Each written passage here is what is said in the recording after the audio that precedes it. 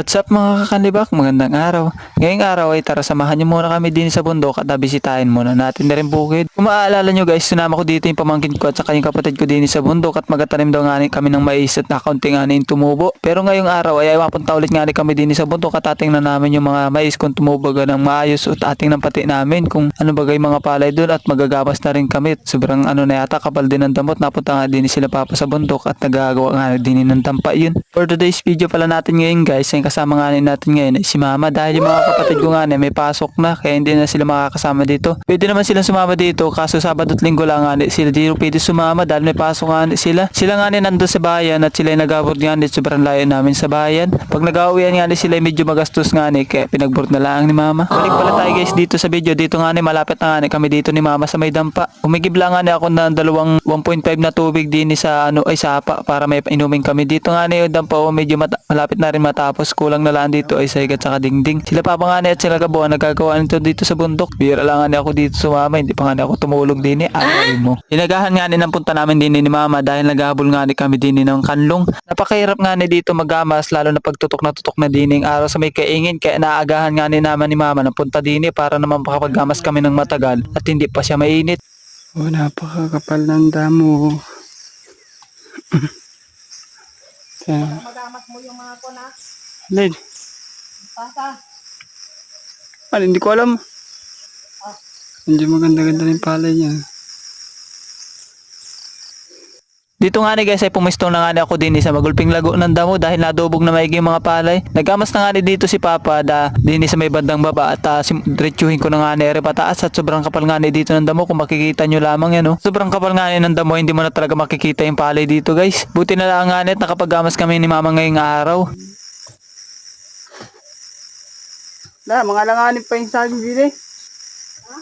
Langanin ng mga saging. Langanin pa. Dito nga guys, nagsimula na nga rin kami din maggamas ni mama. Si mama nandun nga sa kabila, dito nga ako pumisto at sobrang lago nga dito ng mga damo. Nauna nga namin yung sobrang kakapal ng damo dahil kawawa nga yung mga palay dahil parang hindi mo na makikita talaga pag atingnan mo. Yung iba naman ay akaunti ang damo at mabababa pa. Dito na lang kami talaga nagkasimula sa mga kapal ng damo. Dito nga pala guys sa bukid, may pag ikaw ay nagkakaingin dito, may natubo yan mga iba-ibang mga gulay tulad ng mga ligaw na ampalaya. Meron din mga kapaya. Yun nga masarap dito yung mga gulay-gulay na katubuan dyan. Tapos yung mga amamakol pa na natubo doon sa mga itinambak nyo ng mga puno ng pakil na tumubo dito. Inialagay nyo lang sa may gilid. Tapos yun, may matutubo na doon ng mga maraming amakol. Tapos pwede mo lang ihalo yun sa gulay, puso. Tapos igagatan mo ay nang ginawa man din. Yung mga taga-probinsya na tumira sa bukid talaga makaka-relate lang sa mga inagasasabi ko baga dito guys. Big shoutout pala sa mga solid followers, solid viewers natin dyan. Maraming salamat po sa inyong walang sawang panonood. Makalipas nga ng ilang minuto dito ay lumunta na nga muna ako din sa may mga pakilang na tinambak at atingan na natin kung may mga laman baga. Malapit na. Alam. Pwede kami ahas. Laki.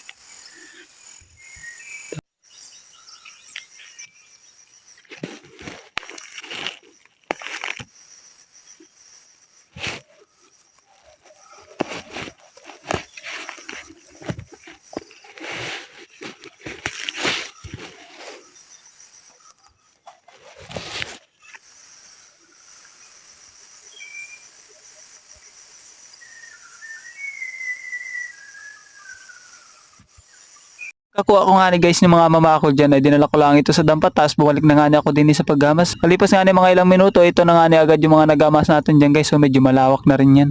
Sobrang init ng panahon. Asul na asul ang langit.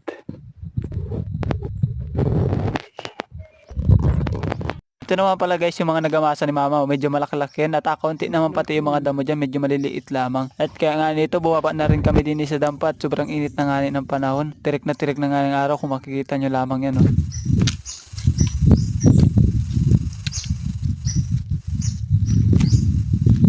Kapunta nga guys namin dito ni mama sa dampa, nagbarenda na nga muna kami din Ang dala nga na ni mama dito ay tinapay at saka yung Mickey na may halong amamakol.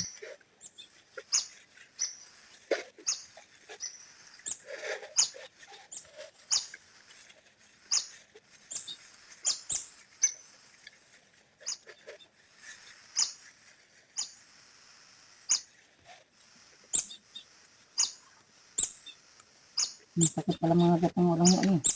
Hmm. Piya. Itang kagat bagay.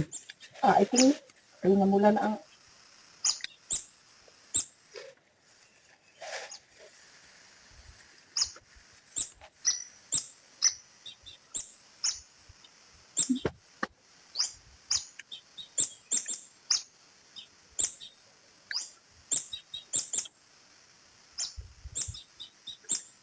at paano yung nagkari na yun? Hindi naman natin nakita. Tingnan mo daw dyan. Paano sa abo? Ano ba ko dun eh? Parang nakaano dun. Ito nga ni guys, pagkatapos nga namin dito ay umuwi na rin nga ni kami ni Mama at sobrang init na nga ng panahon. Kinuha lang namin nga ni lagari tadalin din pababa at gamitin nga ni Papa pagtrabaho. Painit lang nga ni Megi. Yung mamakol.